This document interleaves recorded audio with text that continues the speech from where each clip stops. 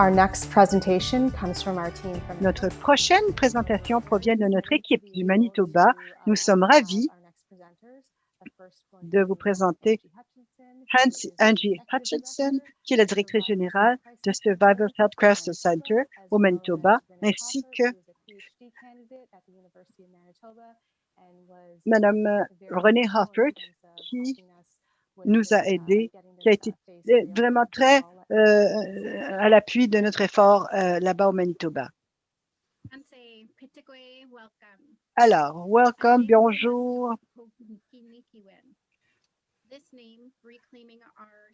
Alors, le nom que vous voyez à l'écran veut dire reconnecter avec nos esprits. Cela provient de notre grand-mère Valentine qui travaillait avec notre équipe au Manitoba. Elle travaille avec l'un de nos partenaires communautaires autochtones. Lorsqu'on a commencé à mettre sur pied cette présentation, nous avons demandé à notre grand-mère une orientation quant au nom de cette présentation dans le cadre de cette conférence. Je suis ici avec ma co-présentatrice Renée Hoffert et notre équipe du Manitoba comprenait Sharon Mason, Hilda Anderson-Parks, Dania Riccio Arabi, Jackie Leader et Kendra Nixon de l'Université du Manitoba.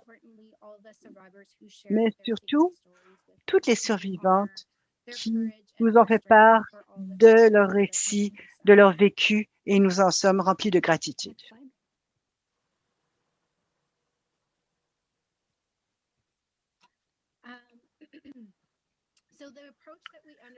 Donc, ce qu'on a fait au Manitoba, c'est qu'on a mis l'accent sur la réconciliation en action. Le partenariat était axé sur les principes du respect mutuel et de la réciprocité. Cette démarche a pris vie dans la compréhension donc de la violence coloniale vécue par les peuples autochtones et métis du Canada et des effets que cela a eu sur les personnes et sur les collectivités. Et on a situé ça dans le contexte de l'expérience de violence familiale vécue par les gens de ces collectivités.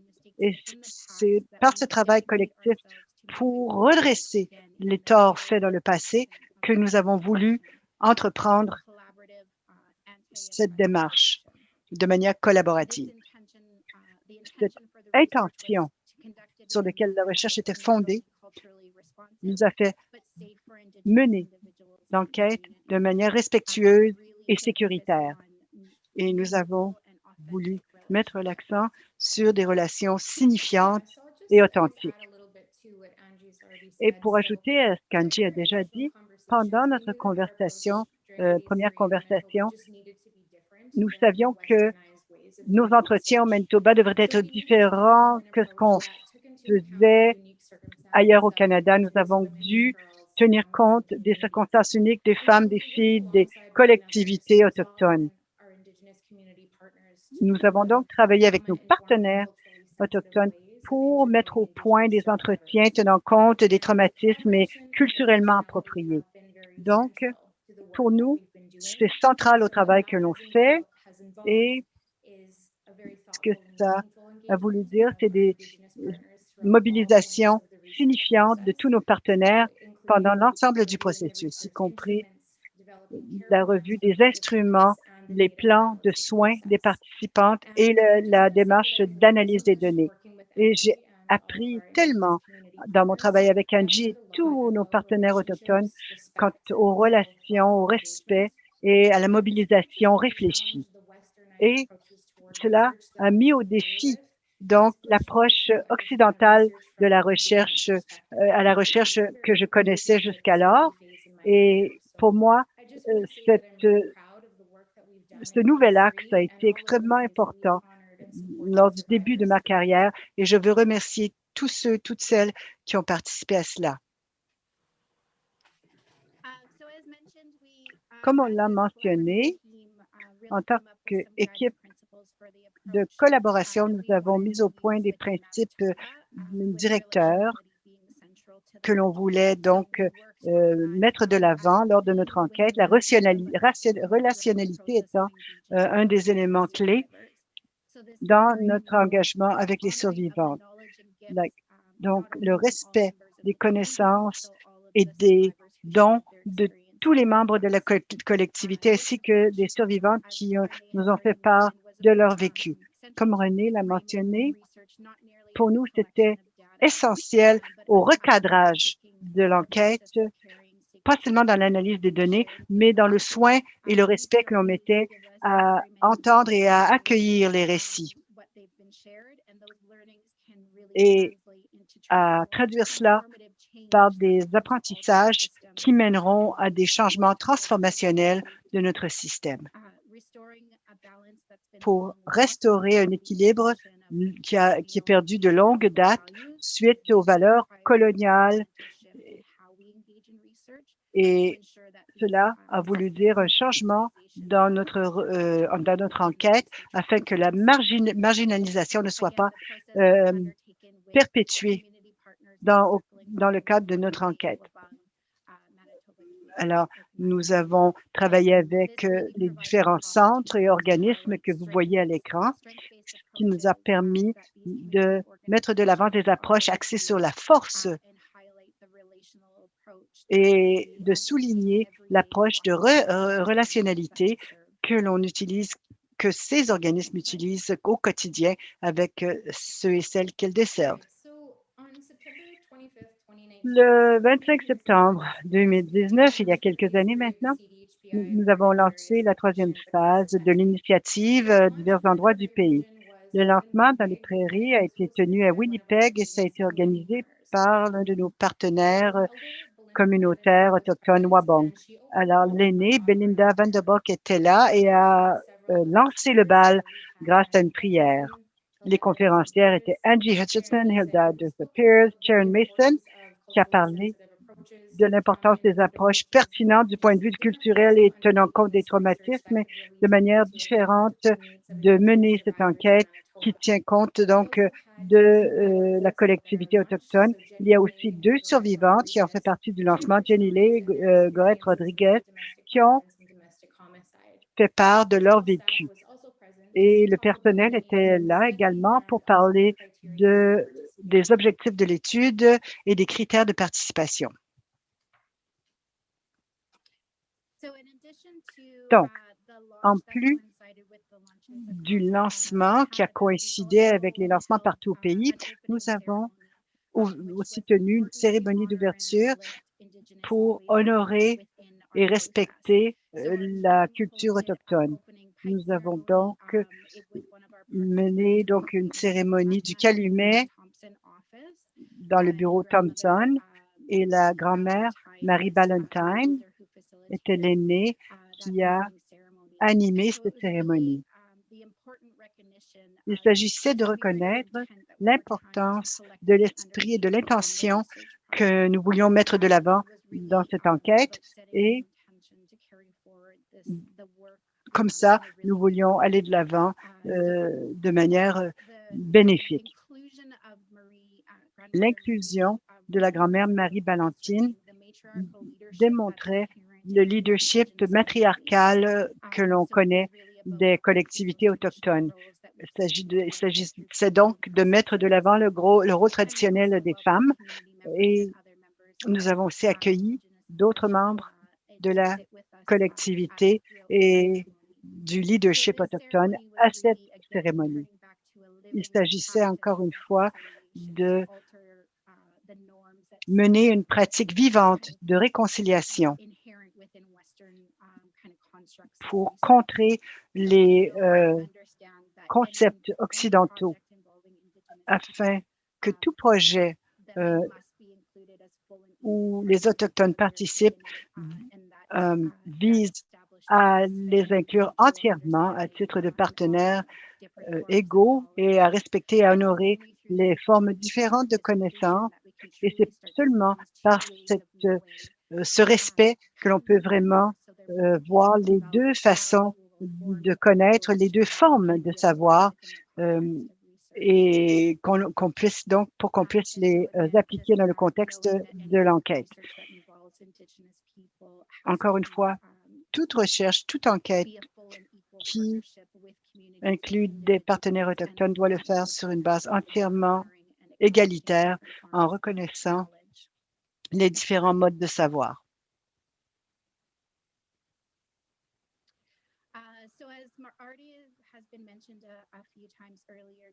Comme on l'a dit plusieurs fois aujourd'hui, cette approche tenant compte des traumatismes, c'était très important pour notre équipe. On voulait s'assurer que le processus n'exploite aucunement les gens et qui euh, ne mène pas à la réouverture d'un traumatisme chez les survivants. Donc, la reconnaissance et les impacts des traumatismes ont été un élément dont on a tenu compte lorsqu'on a préparé les entrevues. On voulait s'assurer que les survivantes aient des plans pour les supporter avant, durant et après les entrevues.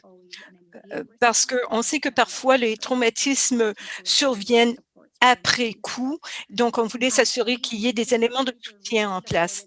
Ces plans de soutien euh, découlent des organismes de soutien dans la communauté et donc les femmes avaient déjà établi des relations de soins avec ces groupes-là.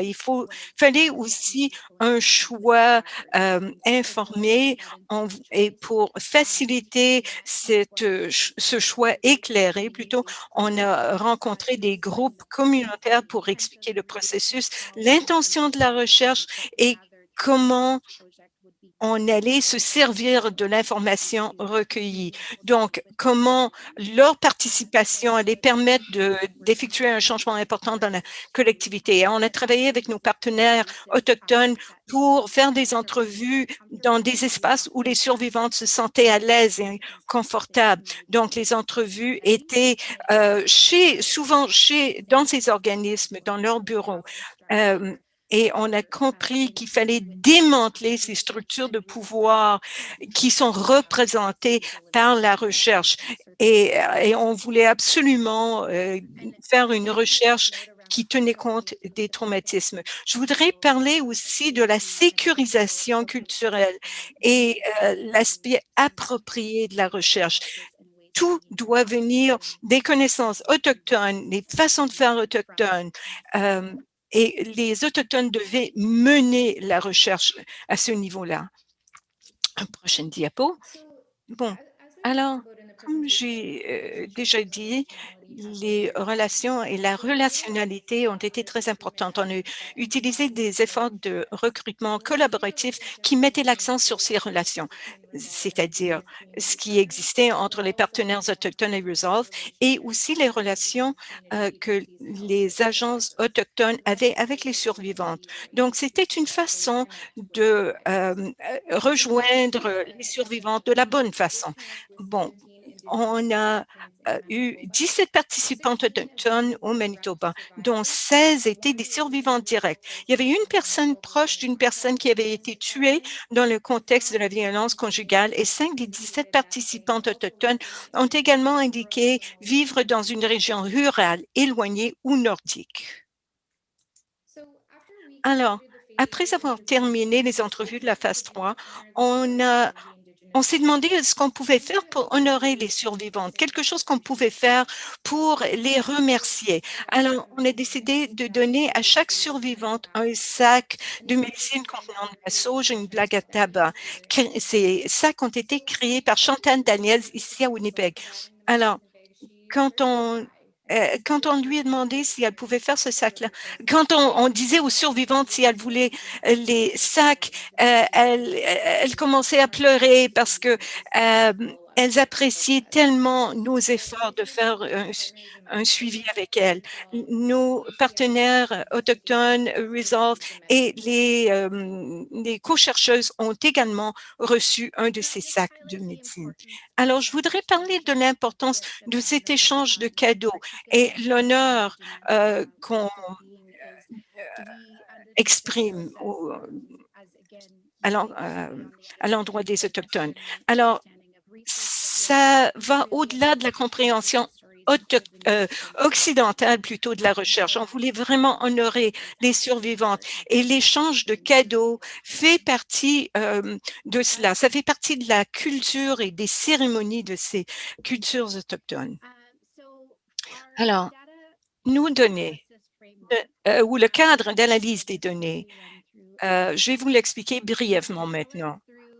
Ça a été élaboré grâce à un partenariat avec toute l'équipe du Manitoba. Ensemble, on a utilisé nos connaissances des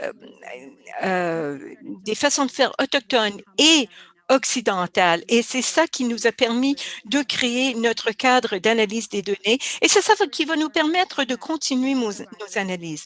Tout d'abord, c'est axé sur la survivante. On jette de la lumière sur les survivantes, on écoute leur voix, on reconnaît l'aspect holistique de la personne. Qui est cette personne dans son ensemble et pas seulement une survivante? On regarde sa vie spirituelle, émotionnelle.